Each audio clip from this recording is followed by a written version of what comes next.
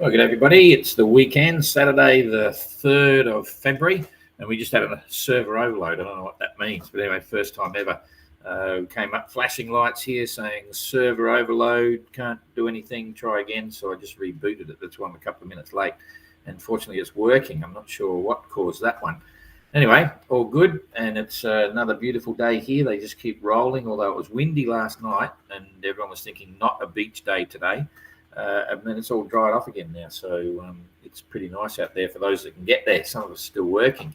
Anyway, all good, and some amazing tweets. So you want to make sure you just go through the tweets there that are in the post down below this. The boats are seeing each other. You know, they came up to go around the waypoint, and I think it was Triana and 3 or 4 of them all together there looking at each other and having fun on the radio, and others sailing side by side. We just took a tweet just then a few minutes ago from Explorer. They had a wave come on board and whacked the big wave, hit the cockpit, and apparently it's done something to the binnacle and the compass and stuff. Anyway, they duct taped it up and see what happens. But I'm surprised because they're in stuff on the beam and things. But something happened there.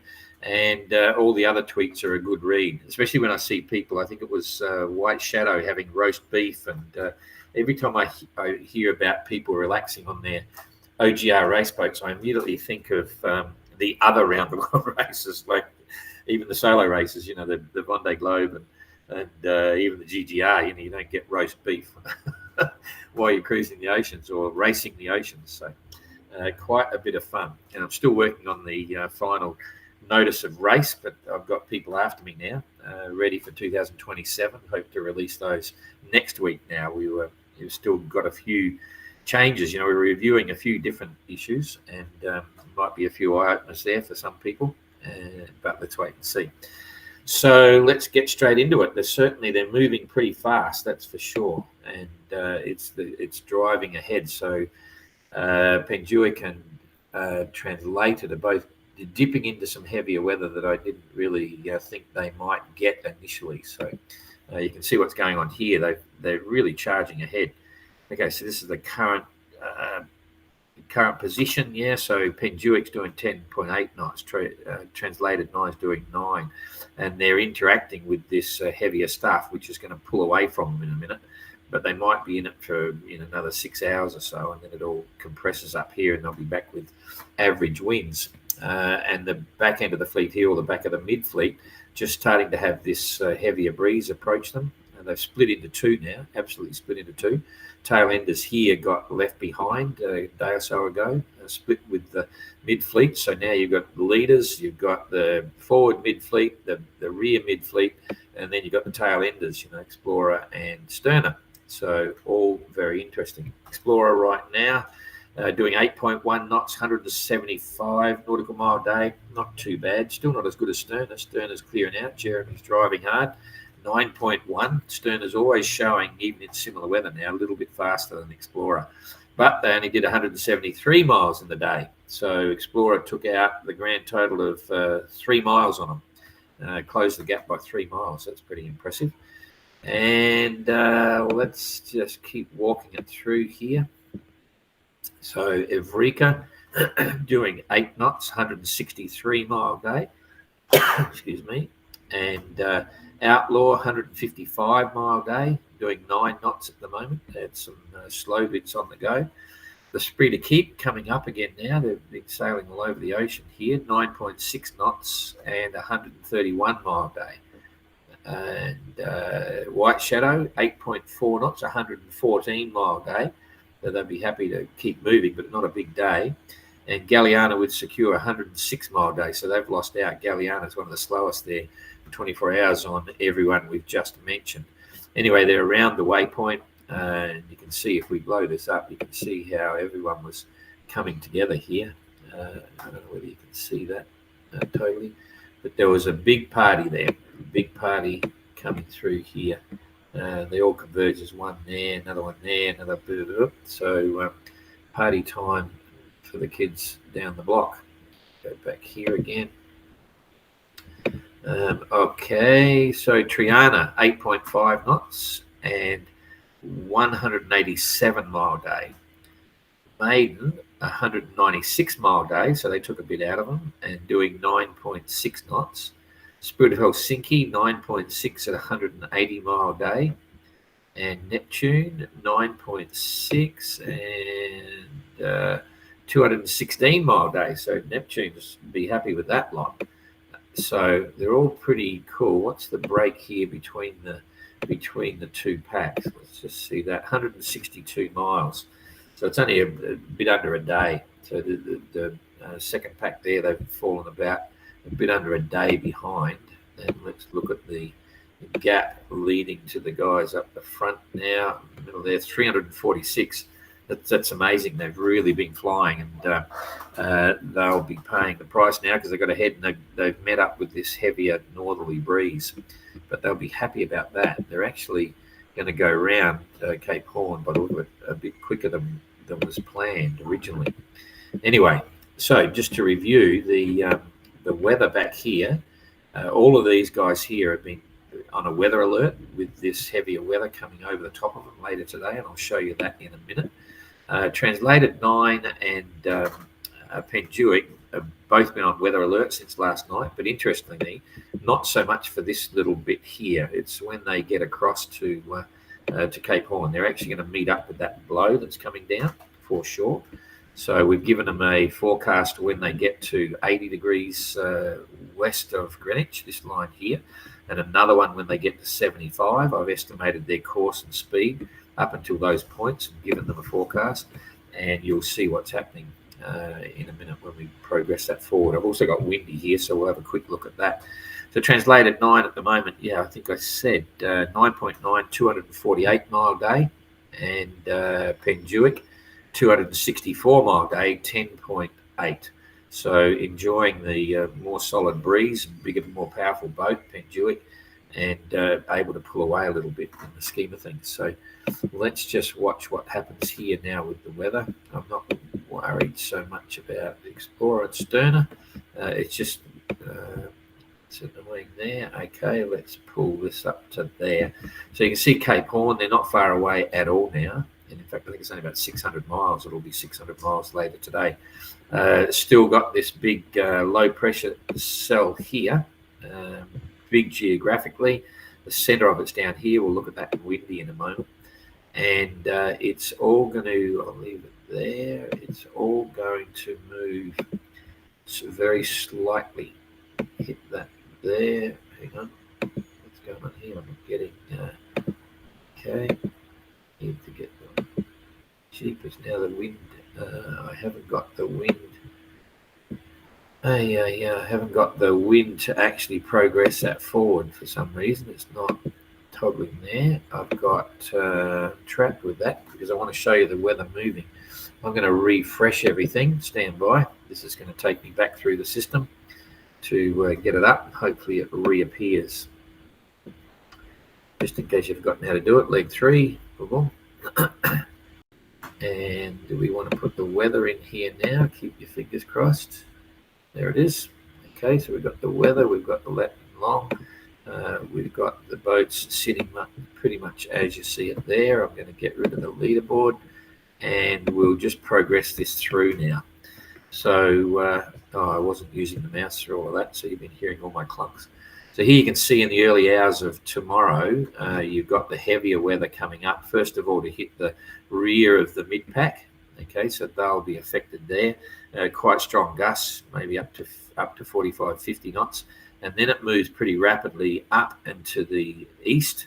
So it starts to impact the earlier part of the fleet a little bit later than forecast. They'll be on alert, for thinking 6 hours before this, wondering where it is, and it'll eventually get to them. So, and the idea of a weather alert rather than a forecast is really to show them that what might be coming. So be ready for it, be aware. And so that's exactly what's going on. Just coming back now to look at translated and Penduic, you can see they've driven into the edge of this stronger wind flow from the north. But very quickly, when we just bring this forward, you see it's all disappearing now. And then they'll maintain really good sailing in very good conditions. I think the sea will be building a little bit because there's a residual sea left over, but there's nothing there at all going right through until for the next 24 hours. So in the next 24 hours, these are the guys that have got the heavier weather, and Translated and Penduic slipping down underneath, or first of all away from that front bit. In 24 hours time, they'll be at least 200 miles ahead. So now I hope I don't lose the weather here. I'm going to hope that comes back. One there. So 200 miles ahead of where they are now at this time. So they're going to be just rolling over to 80 degrees. This is the 80 degrees west of Greenwich. So it'll be about there somewhere when the weather's looking like this. So you can see they're missing it. The whole thing's pulled away. Okay, that's in the 24 hours. Now we want to get rid of this again. Keep your fingers crossed. There it is. It's still there. Okay. So just following on from this, remembering they're going to be down around here somewhere at 24 hours. Now we're just going to keep pushing it out a little bit. And you see it's tightening up. So there's another 12 hours on top. And this is where it gets interesting because the heavier winds are actually coming down from the top. So it's a west-norwesterly that's going to slowly fold down over the top of them and give them some really strong weather and building seas. So this is now 36 hours from now. And 36 hours from now, they'll be getting towards 75 degrees west, which is the next benchmark I've given them for their weather forecasting. And it's going to pick up. So by the time we get to here in 36 hours, they'll be getting, they'll be getting 35 knots, gusting 45, 50, and building even over to 55. And it pretty much closes in over the whole area. So they're being impacted very specifically by this storm that others have been talking about. With the Ultima's all parked up behind us here, waiting for it to go through. So Penduic and Translated will actually transit and start to head down underneath Cape Horn in very typical Cape Horn conditions, gusting 50 knots, 6, 7, 8 meter seas, breaking and so on. So I'll have a look at that in a minute on windy. And the rest of the fleet at that stage, they'll be through some of this. So they've got average weather. But if we keep it going, you'll see what happens. That moves away very quickly. So by the 5th, just after they're gone, they should be down around here. It'll be backing off a little bit by the end of the 6th. And you'll see them. They've still got some challenges, but it's not too bad. The rest of the fleet at that stage will be just down around here. And they've got heavy weather, but it's not, it's going to be gusting 40, 45, maybe peaking occasionally at 50 with a southwesterly going through. And generally, it's pretty wide open, right? Because you've got all this flow back here, but no intense pressure systems, no tight little low pressure where the wind's changing directions rapidly and causing, huge confused cross seas and so on. So, once Penduic and Translated are finished with that blow at the Cape Horn and get around, the rest of the fleet actually looks as if they might get a reasonable ride for quite a few days. Here, in fact, I'll take this back so you can see what's happening here. There's no surprises here. There's no tight systems. It's just generally a westerly airflow that's building and waning, growing and dropping off. There goes the 7th. Oops. 7th. Right the way through. Yes, there's a bit of wind there, but notice it's all still flowing through from the west, right? And so the directions aren't changing. Often it goes from the north and will swing around to the southwest or the south, which is opposing each other, and it creates really confused seas and quite dangerous. But this just looks good, solid, healthy Southern Ocean sailing to get them around Cape Horn without being extreme storms. And there goes the 8th, still holding at that. There's the 9th, and then it's pretty good, like there's all this sort of average good stuff going right through to the 11th, right through to the 12th. By then it's getting a bit far to be predictable with the weather. So something coming here. I mean, this is a typical one. You can see there the rapid change of wind direction and barometric pressure and so on. So just coming back to today's weather, just to give you a gauge on the distances and estimated time around Cape Horn for each of them. We've gone too far. Oh, I've got to stop using that clicker. So let's just now go for distance. Penduic currently is 600 miles. It's 3 days. So it's Saturday afternoon here, Saturday afternoon, Sunday afternoon, Monday afternoon, Tuesday afternoon. They're actually getting around on Tuesday afternoon. So watch this space. They certainly, when they get out of this one, it's going to be reasonably good again for 24 hours, 36 hours, and then they'll reach into it. So they've got a day of solid stuff. They're meeting it quite well. We could have given them a suggestion of slowing down and all this sort of stuff, but these boats are well and truly capable for those sorts of conditions. I mean, anything can happen, but I doubt whether they would have been interested in slowing down anyway. But they know what's coming. So then that's Tuesday afternoon. Everyone else is basically 2 days behind that. Tuesday afternoon, Wednesday afternoon, Thursday afternoon. So Thursday sometime you're going to see this mid-fleet, and then Friday next week you're going to see the other guys come through. So Thursday, Friday, and then Explorer is going to be Explorer and Stern another few days after that. They're three days or so, 3 or 4 days behind that. So that's I have got Windy here. I'm just going to bring it up and show you. I should be able to get on here, and I'm going to click on to that one, and we should see that swap over. Okay, so here's Windy right now, and you can see this is approximately, I'll build that up one. This is approximately where Penjuic is right now. So they're getting 26 knots, and it's gusting maybe 35, but they're right on the edge of it, and it'll probably pick up a little bit more into the 40s, maybe a bit higher before it starts to pull away. So that's the wind, Gus, and I'll just come back to wind.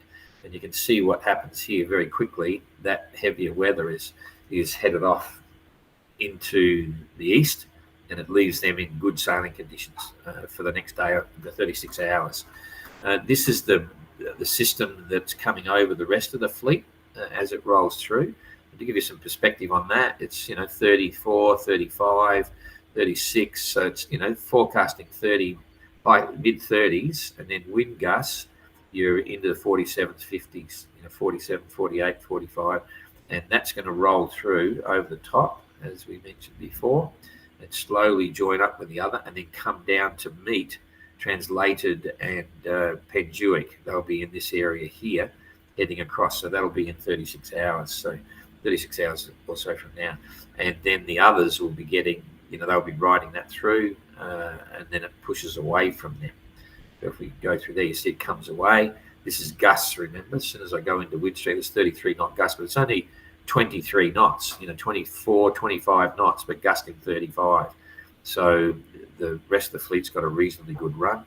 And by Tuesday, you can see, if we look at Translated's approach here into Cape Horn, there you've got, high 30s. This is the forecast wind as they're looking at final approaches to Cape Horn, but wind gusts are into the 50 knots.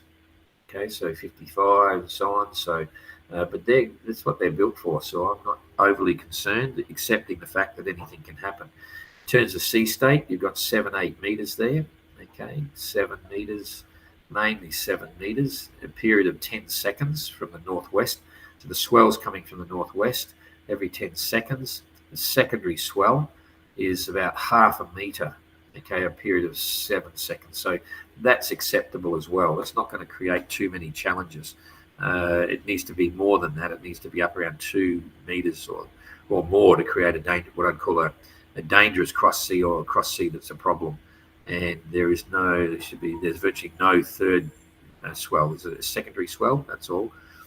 So that's not too bad. And then by the time they're about to round, you can see it's already dropping off. It's consistent, maintaining to the northwest, so the sea state is staying organised. They should be able to set up for that. I'll be very surprised if they see Cape Horn.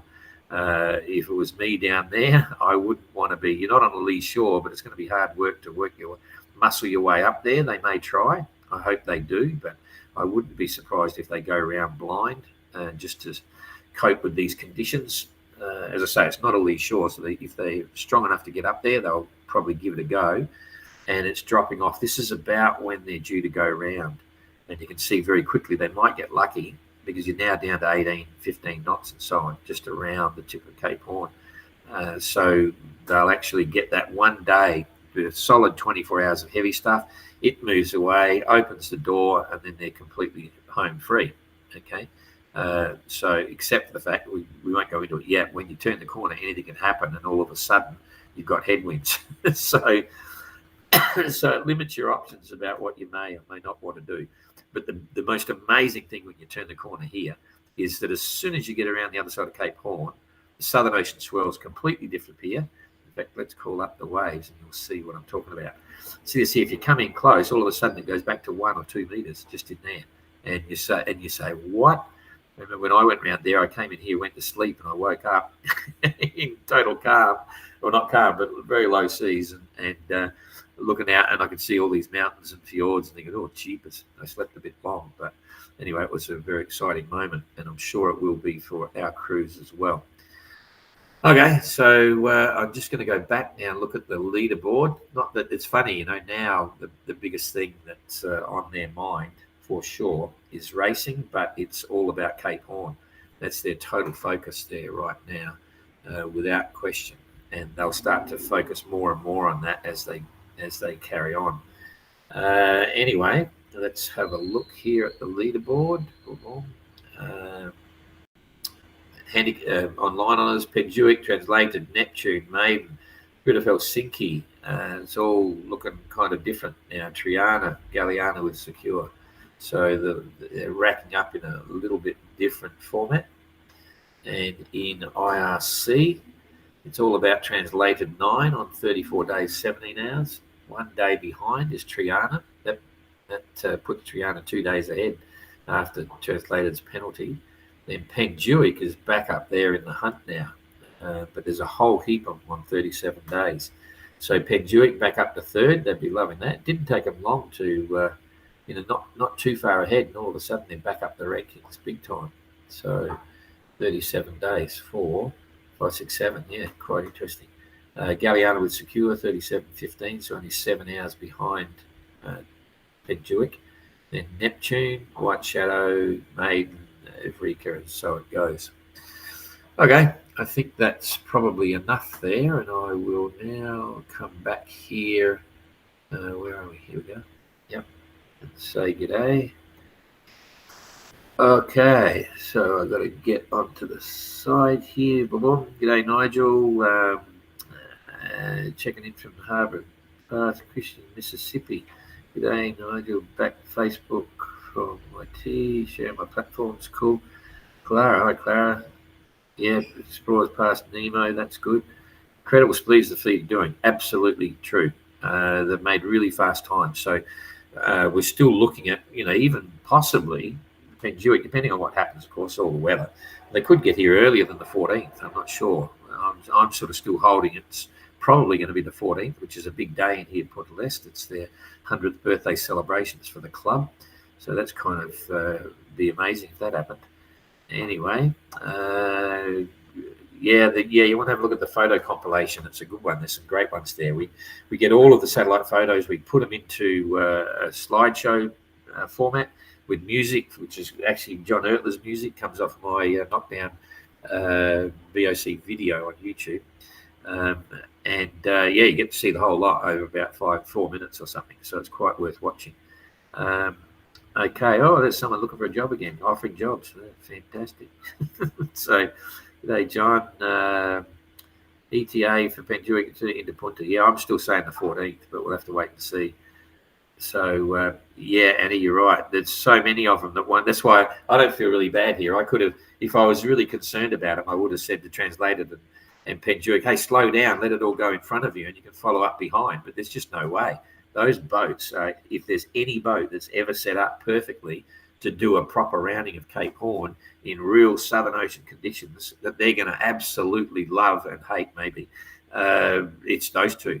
This is it could be a defining moment for them. I can't imagine what the videos and the photos are going to look like. In fact, we just sent them another message today, just approving for everyone, in fact, that they can do an extra video clip if they've got videos, or an extra 3 photos of their Cape Horn rounding experience, and try and get it to us as soon as they can. So we'll obviously be issuing a press release when they get around. It's big news for the fleet, big news for them, and hopefully we'll get their photos and maybe a video clip as soon as they can, so we can include it in that as well. As you know, when they send photos and videos, we let the teams use them first, get them up so they get the big push on social media, and then we put it up straight away. But in this case, we'll put it up as soon as we can get stuff. So good to see you, Annie. Anyway, all the wind is after the beam, so their apparent wind looks fine for those capable vessels. Yeah, absolutely right. It's really, it's just normal. So to me, even though it's going to be tough weather and big seas, this and other, it can get a lot worse, I tell you. And all the boats are set up for those conditions. So I'm sure they'll get the stories and they'll love it. It would be great to see all the photos and videos of all the fleet rounding Horn. Yeah, that's all going to happen. All right, that's it. So thanks for that. Enjoy the rest of the weekend, and we will see you tomorrow. Oh, I've got to press that button now. See you later.